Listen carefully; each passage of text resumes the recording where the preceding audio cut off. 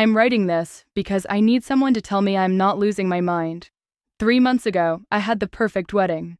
Yesterday, my photographer showed me pictures from that day that are completely impossible. Pictures of events that never happened, people who weren't there, and moments that would have changed everything if they were real. My name is Caroline, and I've been questioning reality for the past 24 hours. Let me start with the wedding. October 15th was supposed to be the happiest day of my life.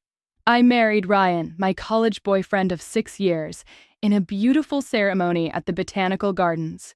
Everything went exactly as planned. My dress was perfect, the weather was gorgeous, our families were happy. It was textbook perfect except for one thing: my photographer, Elena Vasquez, never showed up. We were devastated. Elena had come highly recommended, and we'd paid her $4,000 for the full package. When she didn't arrive by the ceremony time, we scrambled. My cousin Jamie, who's into photography as a hobby, stepped in with her camera. The pictures turned out decent enough, but they weren't the professional shots we'd dreamed of. For 3 months, I tried calling Elena. Her phone was disconnected. Her website was down. The studio address we had led to an empty storefront. I assumed we'd been scammed and filed a complaint with the Better Business Bureau. Then yesterday, Elena called me. "Caroline, this is Elena Vasquez. I have your wedding photos ready for pickup." I was so shocked I nearly dropped my phone. "Elena? Where the hell have you been? You missed my entire wedding." "What do you mean?" "I was there all day. I have over 800 photos to show you. When can you come to the studio?" "Your studio has been empty for months." "I'm at 1247 Maple Street, same as always. Can you come today?" I was furious, but I was also curious. Part of me wondered if she'd somehow been at the wedding and I'd just missed her in all the chaos. So I drove to Maple Street. The studio was there, fully operational, like it had never been empty. Elena greeted me like nothing was wrong, a petite woman in her 50s with silver-streaked hair and the most intense green eyes I'd ever seen. "I'm so excited to show you these," she said, leading me to a back room lined with computer screens. This was one of the most interesting weddings I've ever photographed. Interesting how? Well, you'll see. She pulled up the first image on her main monitor. It was me in my wedding dress, but I was crying. Not happy tears. These were deep, heartbroken sobs. I was standing in what looked like the bridal suite, mascara running down my cheeks, holding a piece of paper in my trembling hands. "I don't remember this," I said slowly. "Memory can be funny on such emotional days," Elena replied, scrolling to the next photo. This one showed Ryan, my husband, but he was wearing a completely different tuxedo than the one he'd actually worn. Instead of the classic black we'd chosen together, he was in a navy blue suit I'd never seen before. He was standing with a woman I didn't recognize, tall, blonde, beautiful, and they were holding hands. "Who is that woman?" "That's Melissa, isn't it?" "Ryan's. Well, you know the situation." "I didn't know any situation. I didn't know any Melissa." "Elena, I think there's been some mistake. These aren't from my wedding." She looked at me with those unsettling green eyes. "Caroline, honey, are you feeling all right? You look pale." She clicked to the next image, and my world tilted. It was my father, walking me down the aisle, but his face was wrong. Dad had been beaming with joy at my actual wedding, but in this photo, he looked devastated. His eyes were red, and he was whispering something in my ear that looked urgent, almost desperate. "What is he saying to me?" "You don't remember?" "He was trying to talk you out of going through with it. He said he'd just found out about Ryan's other fiancé." "Ryan doesn't have another fiancé." Elena paused her scrolling and turned to face me fully. "Caroline, I need you to think very carefully. What do you remember about your wedding day?" "I remember everything. It was perfect. Ryan and I got married. Everyone was happy. We danced. We celebrated. It was the best day of my life." "And after the wedding? How has married life been?" I opened my mouth to say it had been wonderful, but the words stuck in my throat. How had married life been? For some reason, I couldn't quite remember. The past 3 months felt fuzzy. "It's been fine," I said weakly. Elena nodded like she'd expected this answer. "Let me show you a few more." The next photo showed me at the altar, but instead of exchanging vows with Ryan, I was turning away from him. My face was a mask of anger and betrayal. Ryan was reaching for me, his mouth open as if he was trying to explain something. "This is when you found out," Elena said softly. "Found out what?" "About Melissa. About the fact that Ryan proposed to her 2 weeks before your wedding. About the fact that he'd been planning to leave you at the altar, but lost his nerve at the last minute." My head was spinning. That's not what happened. Ryan would never look at this one. The photo showed Melissa, the blonde woman from earlier, standing in the back of the ceremony. She was wearing a wedding dress. A different wedding dress, but definitely a wedding dress. She was crying, and a man who looked like security was escorting her out. "She crashed your wedding," Elena explained. "Said she was pregnant with Ryan's baby and that she was the one he was supposed to marry." Made quite a scene. None of this happened. I shouted, but even as the words left my mouth, something was tugging at the edges of my memory. A commotion during the ceremony. My bridesmaids looking panicked. Ryan's face going white as he stared at something behind me. No, that was my imagination. Elena was somehow manipulating me. "Show me a picture of my cousin Jamie," I demanded. She took photos that day. Real photos. Elena's expression grew sad. "Oh, honey, Jamie wasn't at your wedding." "Yes, she was. She was my photographer when you didn't show up. Jamie died in a car accident 2 years ago, Caroline. Don't you remember? You spoke at her funeral." The room started spinning. Jamie was dead? No, that was impossible. I'd just seen her last month. We'd had coffee and talked about the wedding photos she'd taken. Except, when I tried to picture that coffee date, the details were blurry. Where have we met? What have we talked about? Why couldn't I remember Jamie's face clearly anymore? Elena pulled up another photo. This one showed me alone at the reception, sitting at the head table while everyone else danced. My bouquet was on the table, wilted and forgotten. I looked completely lost. "This was after you told everyone to continue with the party," Elena said. "You said you needed time to think about what Melissa had revealed. Ryan left with her to sort things out. Where did they go? To get a paternity test, I believe.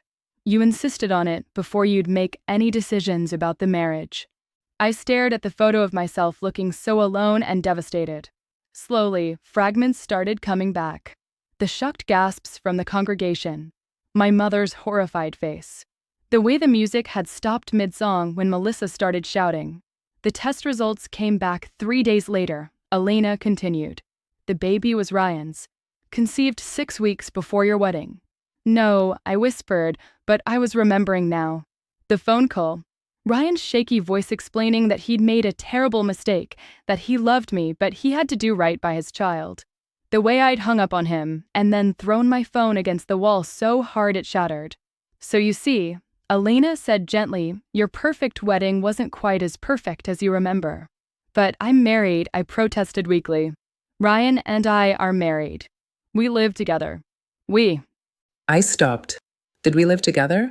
I tried to think about this morning, about Ryan being there when I woke up, but the memory felt strange, like trying to hold water in my hands. "Caroline, honey, when was the last time you actually saw Ryan?" I opened my mouth to say this morning, but realized I couldn't actually picture it. "Yesterday? Last week?" The harder I tried to remember, the more the memory seemed to slip away. "I think," Elena said carefully, "that you've been experiencing some dissociation since the wedding. It's not uncommon after traumatic events.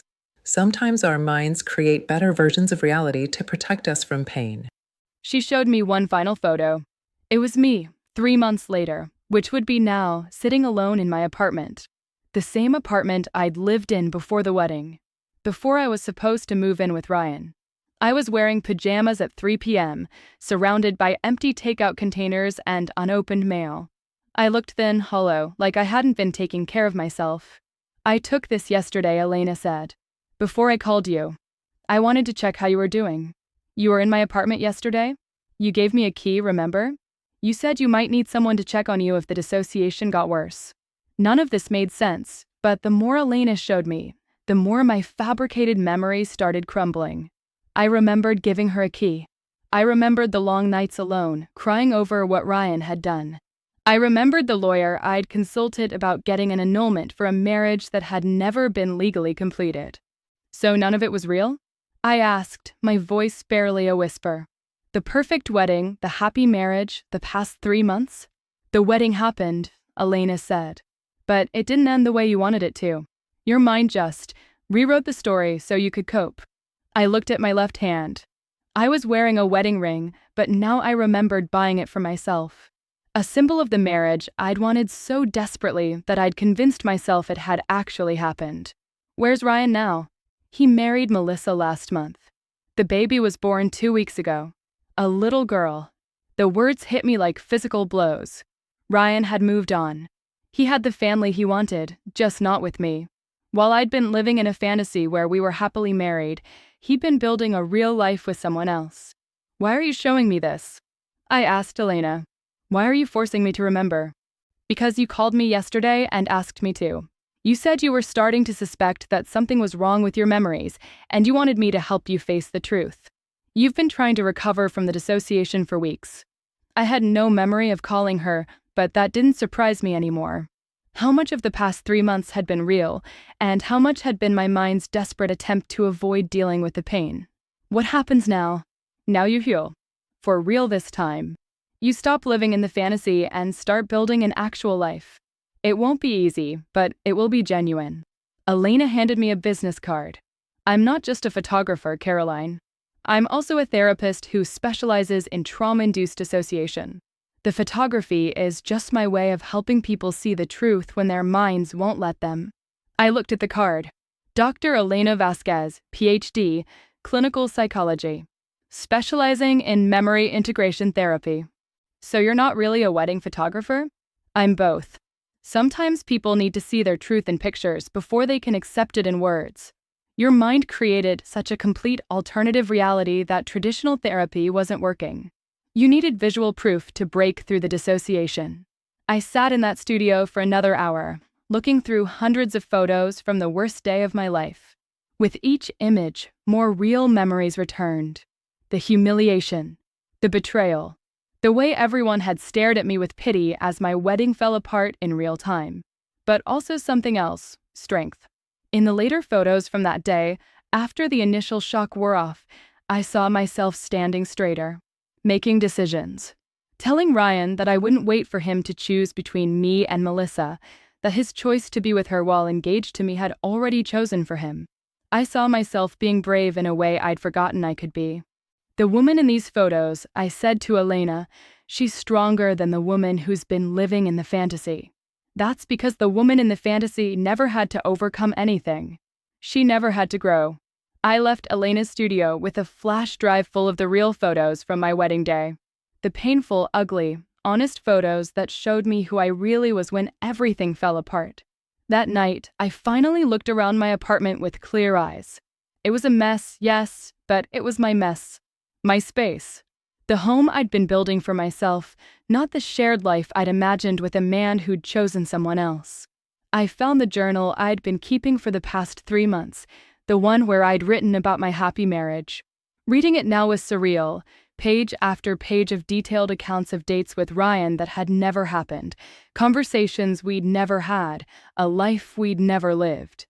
But on the very last page, in handwriting that looked shaky and desperate, was a note I didn't remember writing. Call Elena tomorrow.